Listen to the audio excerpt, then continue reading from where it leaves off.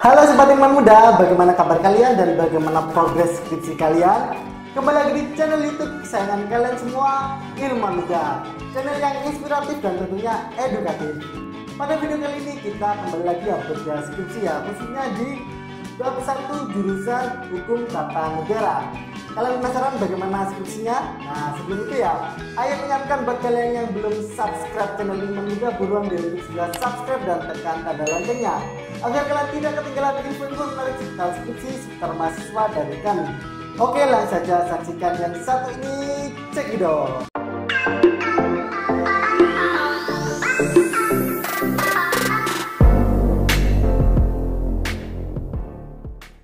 Halo guys, gimana kalian sudah mendapatkan ide untuk skripsi kalian? Pada penulisan skripsi biasanya kita itu mengenal 6 poin-poin penting. Yang pertama ada judul, lalu ada bab 1, kemudian bab 2, bab 3, bab 4, dan bab 5. Pada video ini kita akan khusus membahas seputar bab 1. Sebelum menulis bab 1 ini tentunya kita sudah mempunyai judul ya teman-teman. Kali ini kita khusus membahas seputar skripsi hukum tata negara. Dengan judulnya adalah Akses Peserta Didik Jenjang Sekolah Dasar di Era Pandemi COVID-19 menurut SE Sesjen Kemendikbud nomor 15 tahun 2020 dan Vike Siasa. Skripsi ini ditulis oleh Kak Fikna Afrida pada tahun 2020. Kak Fikna ini lulusan Institut Agama Islam Negeri atau IAIN Tulungagung. Dalam menulis bab 1 atau pendahuluan ada beberapa poin di sini ya teman-teman. Yang pertama di skripsi ini ada yang namanya A, latar belakang masalah. Lalu yang B ada rumusan masalah. Kemudian yang C tujuan penelitian, kemudian yang D kegunaan penelitian, lalu yang E penegasan istilah, dan yang F sistematika penulisan skripsi. Mari kita kupas satu persatu. Yang A, latar belakang masalah.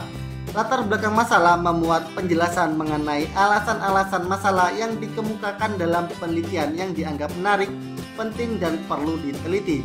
Kedudukan masalah yang diteliti diuraikan juga dalam lingkup permasalahan yang lebih luas. Lalu yang B, rumusan masalah. Rumusan masalah dalam skripsi memuat masalah yang akan diteliti dan dinyatakan dalam kalimat tanya. Rumusan masalah mengandung parameter-parameter yang akan dipakai dalam penelitian serta variabel-variabel yang akan digunakan. Kemudian yang C, tujuan penelitian.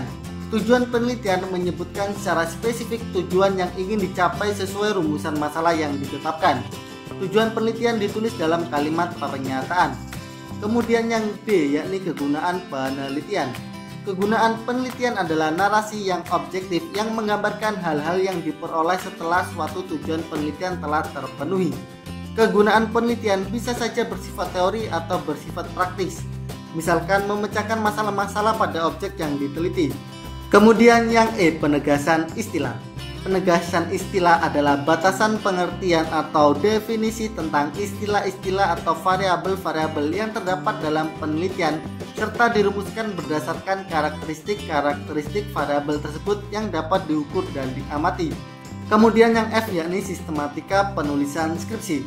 Sistematika penulisan skripsi merupakan sebuah metode atau urutan dalam menyelesaikan sebuah skripsi. Hal ini penting untuk diperhatikan agar skripsi yang dihasilkan bisa tersusun secara runtut dan rapi. Lalu yang pertama, di latar belakang masalah sendiri ada 5 langkah yang harus kalian lakukan.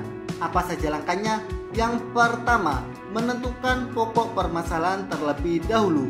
Misalkan di sini ada 4 pokok permasalahan ya. Apabila kita ambil dari judul yang pertama tentang pandemi COVID-19, lalu ada SE Sesjen Kemendikbud nomor 15 tahun 2020, kemudian pendidikan, lalu selanjutnya yakni perspektif Vike Siasa.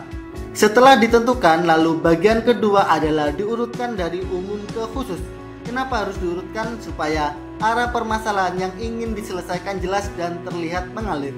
Model penulisan dari umum ke khusus ini juga disebut sebagai model segitiga terbalik. Jadi diurutkan dulu ya. Yang pertama misalkan kita membahas yang luas dulu, yakni pendidikan. Pendidikan di Indonesia itu seperti apa? Kemudian dihubungkan dengan kondisi saat ini ya, kondisi pandemi COVID-19. Pendidikan di masa COVID-19 itu seperti apa? Ada permasalahan atau kendala? Kemudian karena ada kendala, ada di situ SE Sesjen Kemendikbud nomor 15 tahun 2020. Selain dari Kementerian Pendidikan, kita lihat persepsinya pendidikan pada masa Covid itu seperti apa. Jadi di situ kita bahas melalui perspektif Vicky Siasa. Seperti itu teman-teman. Lalu bagian ketiga yang perlu diperhatikan adalah jadikan setiap pokok permasalahan sebagai ide pokok dalam setiap paragraf. Jadi nantinya setiap paragraf harus terdiri dari satu ide pokok. Tidak boleh ada dua ide pokok tergabung dalam satu paragraf. Mengapa demikian? Karena nanti setiap paragraf akan sulit dipahami jika lebih dari dua ide pokok di dalamnya. Tapi satu ide pokok ini bisa dikembangkan juga sampai dengan 2 atau 3 paragraf. Jadi misalkan tulisan mengenai pendidikan dijabarkan hingga 2 paragraf, lalu tentang pandemi COVID-19 3 paragraf, dan seterusnya. Perlu diperhatikan juga bahwa setiap paragraf nantinya minimal harus terdiri dari 3 kalimat. Oke, misalkan contohnya seperti ini ya teman-teman. Yang pertama terkait pendidikan.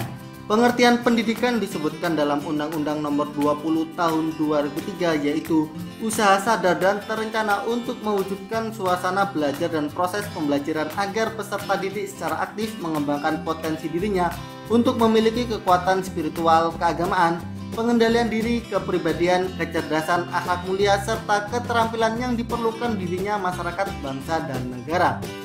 Lalu yang kedua misalkan terkait pandemi COVID-19. Namun pada akhir tahun 2019 kemarin terdapat wabah yang menggemparkan dunia, yaitu coronavirus disease atau biasa disebut COVID-19, merupakan penyakit menular yang disebabkan oleh coronavirus yang baru ditemukan di Wuhan, Tiongkok pada Desember 2019. Ini menurut Zi et al. Pada tahun 2020. Lalu selanjutnya terkait perspektif Vicky Siasa. Dalam perspektif Vicky Siasa yaitu Siasa Dusturia, yang mana Vicky Dusturia juga membahas tentang perundangan dan kebijakan yang dibuat pemerintah, dan di dalam penelitian ini akan menelaah semua peraturan perundang-undangan yang bersangkut paut dengan isu atau masalah hukum yang diteliti peneliti. Misalkan nih ya, coba bayangkan teman-teman kalau kalian mempunyai 5 pokok permasalahan. Nah, sedangkan satu ide pokok itu sendiri bisa jadi 2 sampai 3 paragraf. Kalau kalian punya 5 berarti sudah ada 10 bisa, 15 bisa. Banyak kan? Lalu yang perlu digarisbawahi nantinya setiap paragraf itu minimal terdiri dari 3 kalimat ya teman-teman. Jadi paling sedikit 3. Banyak boleh, lebih sedikit jangan. Kurang dari 3 itu belum satu paragraf. Kemudian yang bagian keempat teman-teman yang harus diperhatikan, tuliskan penelitian sebelumnya dan bandingkan dengan penelitianmu. Jadi kalian tulis di sini penelitian sebelumnya itu seperti apa.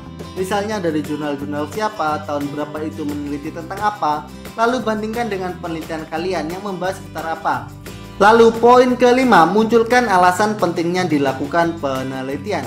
Setiap alasan tersebut nantinya juga disertai bukti berupa referensi dari sumber yang terpercaya, baik jurnal, surat kabar, buku, atau yang lainnya.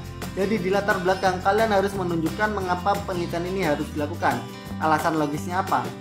Kalau disambungkan dengan contoh sebelumnya, misalkan bagaimana pendidikan saat ini telah terdampak pandemi COVID-19, yang mana hal tersebut telah disikapi oleh pemerintah Indonesia khususnya melalui SE Section Kemendikbud nomor 15 tahun 2020. Dan selanjutnya bagaimana hal ini bila ditinjau dalam perspektif Vicky Siasa. Karena semakin jelas dan kuat alasan yang kalian munculkan, maka itu akan membuktikan bahwa penelitian kalian sangat penting untuk dilakukan. Poin kelima ini biasanya terletak di bagian akhir latar belakang ya teman-teman. Kemudian ada 4 hal terkait referensi yang perlu diperhatikan. Apa saja itu? Yang pertama, 1. Gunakan referensi paling update. Referensi paling terbaru kalau bisa 3-5 tahun terakhir. Misalkan sekarang tahun 2021, maka kalian bisa menggunakan tahun 2020, 2019, 2018 sampai dengan 2016. Tapi biasanya ini khusus jurnal ya guys. Sedangkan untuk buku tahun-tahun 90-an tidak apa-apa, tidak masalah. Kenapa? Karena buku ini sudah terpercaya dan belum ada pembaruan sebelumnya. Sedangkan jurnal sering ada penelitian yang terbaru. Lalu poin yang kedua, gunakan referensi yang berhubungan. Jadi perhatikan korelasinya. Saat kalian memutuskan memasukkan atau menambahkan referensi harus diperhatikan apakah benar-benar memiliki hubungan atau tidak. Atau ada hubungannya sedikit tidak masalah. Tapi kalau tidak ada hubungannya atau hubungannya terlalu jauh sebaiknya jangan digunakan. Selanjutnya poin ketiga yang harus diperhatikan adalah referensi hanya sebagai penunjang. Yang paling penting adalah gagasan atau ide dari penulis itu sendiri. Jadi gagasan kalian yang berperan penting di sebuah skripsi. Karena skripsi adalah sebuah karya tulis yang muncul dari ide, sedangkan referensi itu untuk menguatkan ide yang disampaikan supaya benar-benar rasional dan bisa dilogika. Kemudian poin yang keempat adalah jangan malas mengubah cara penyampaian. Perlu diperhatikan, kalian harus menggunakan bahasa sendiri dan juga baku sekaligus mudah untuk dimengerti.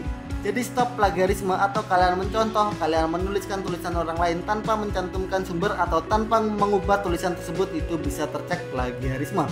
Lalu lanjut ke rumusan masalah. Berdasarkan latar belakang di atas, maka rumusan masalah yang terdapat dalam skripsi ini ada 3, yakni 1. Bagaimana akses peserta didik jenjang sekolah dasar di SDN Bulu 2, Desa Bulu, Kecamatan Semen, Kabupaten Kediri. Lalu yang kedua, bagaimana akses peserta didik jenjang sekolah dasar di SDN Bulu 2, Desa Bulu, Kecamatan Semen, Kabupaten Kediri menurut SE Sesjen Kemendikbud nomor 15 tahun 2020. Lalu yang ketiga, bagaimana akses peserta didik jenjang sekolah dasar di SDN Bulu 2, Desa Bulu, Kecamatan Semen, Kabupaten Kediri dalam perspektif Vicky Siasa. Lalu poin selanjutnya terkait tujuan penelitian. Karena pada rumusan masalah terdapat 3 poin, maka pada tujuan penelitian juga terdapat 3 poin, yakni 1.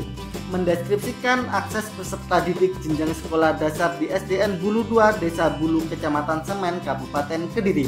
Lalu yang kedua, menganalisis akses peserta didik jenjang sekolah dasar di SDN Bulu 2, Desa Bulu, Kecamatan Semen, Kabupaten Kediri menurut SE Sesjen Kemendikbud nomor 15 tahun 2020. Lalu yang ketiga, menganalisis akses peserta didik jenjang sekolah dasar di SDN Bulu 2, Desa Bulu, Kecamatan Semen, Kabupaten Kediri dalam perspektif Vicky Siasa.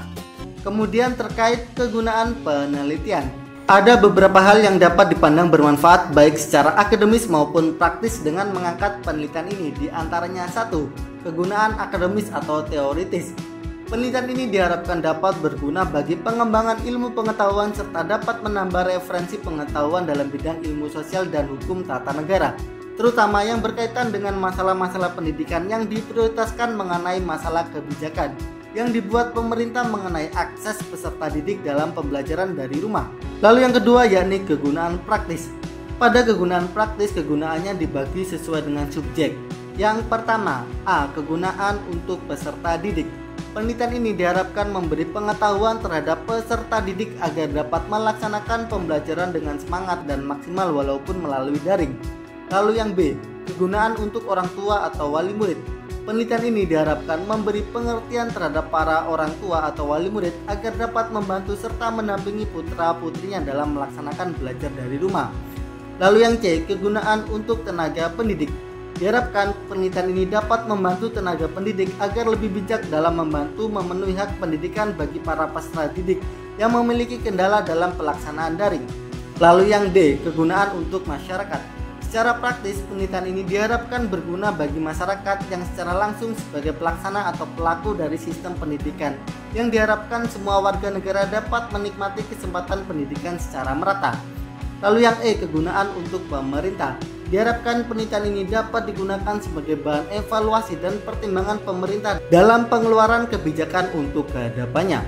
Lanjut ke penegasan istilah. Untuk mempermudah dalam memahami judul penelitian tentang akses peserta didik jenjang sekolah dasar di era pandemi COVID-19 menurut SE Sesjen Kemendikbud nomor 15 tahun 2020 dan Vicky Siasa studi kasus di SDN Bulu 2, Desa Bulu, Kecamatan Semen, Kabupaten Kediri, maka peneliti memandang perlu untuk memberikan penegasan dan penjelasan seperlunya sebagai berikut. Lalu kemudian dijelaskan terkait istilah-istilah yang digunakan pada skripsi. Misalnya 1. Akses. Di sini dijelaskan menurut KBPI akses adalah jalan masuk. Lalu disambung lagi yang dimaksud jalan masuk di sini yaitu bagaimana cara seseorang menggunakan atau memakai suatu untuk mempermudah atau menjalankan tugas maupun maksud tujuannya. Lalu dijelaskan juga dalam penelitian ini akses itu seperti apa dan seterusnya, pokoknya dijelaskan. Lalu yang kedua, peserta didik jenjang sekolah dasar itu dijelaskan seperti apa maksudnya. Lalu yang ketiga, era COVID-19 itu dijelaskan juga maksud istilah tersebut seperti apa dan istilah-istilah lainnya yang merasa penting untuk dijelaskan ditulis di bagian ini ya teman-teman. Kemudian lanjut ke sistematika penulisan skripsi. Adapun sistematika penyusunan laporan model penelitian kualitatif menurut buku pedoman penyusunan skripsi FASI tahun 2018 dapat dibagi menjadi 3 bagian utama, yaitu bagian awal terdiri dari halaman sampul depan, halaman judul, halaman persetujuan, halaman pengesahan, surat pernyataan keaslian tulisan, moto, persembahan, kata pengantar, abstrak, transliterasi, daftar isi, dan daftar lampiran. Bagian utama atau inti terdiri dari bab 1 pendahuluan, terdiri dari A. Konteks penelitian atau latar belakang masalah, lalu B. Fokus penelitian atau rumusan masalah, lalu C. Tujuan penelitian, lalu yang D. Kegunaan hasil penelitian, lalu yang E. Penegasan istilah, dan yang F. Sistematika penulisan skripsi. Bab 2 kajian pustaka, terdiri dari A. Kajian fokus pertama, lalu B. Kajian fokus kedua, dan seterusnya, lalu yang C. Penelitian terdahulu. Kemudian bab 3 metode penelitian, terdiri dari A. Pola atau jenis penelitian, lalu B. Lokasi penelitian, lalu yang C. Kehadiran peneliti, lalu yang D. Sumber data, lalu yang E. Teknik pengumpulan data, lalu yang F. Teknik analisis data, lalu yang G. Pengecekan keabsahan temuan, dan yang H. Tahap-tahap penelitian. Lalu bab 4 paparan hasil penelitian, terdiri dari A. Paparan data, lalu B. Temuan penelitian, dan C. Pembahasan. Kemudian bab 5 penutup, terdiri dari A. Kesimpulan, dan B. Saran. Kemudian bagian akhir terdiri dari A. Daftar rujukan, lalu B. Lampiran-lampiran, dan C. Daftar riwayat hidup. Nah, bagaimana sobat Ilman Muda? Itu tadi adalah bedah skripsi ya, khususnya di bab 1 jurusan Hukum Tata Negara. Buat kalian yang masih bingung, ada pertanyaan, jangan sungkan-sungkan, langsung saja tanyakan di kolom komentar. Dan apabila menurut kalian video ini bermanfaat, jangan lupa untuk like dan share video ini ke teman-teman kalian semuanya. Oke, cukup sekian dari Ayam. Salam dari kami, salam ilmuwan muda. Bye-bye. Halo sobat ilmuwan muda, bagaimana kabar kalian dan bagaimana progres skripsi kalian? Kembali lagi di channel YouTube kesayangan kalian semua, Ilmuwan Muda, channel yang inspiratif dan tentunya edukatif. Pada video kali ini kita kembali lagi berbeda skripsi ya, khususnya di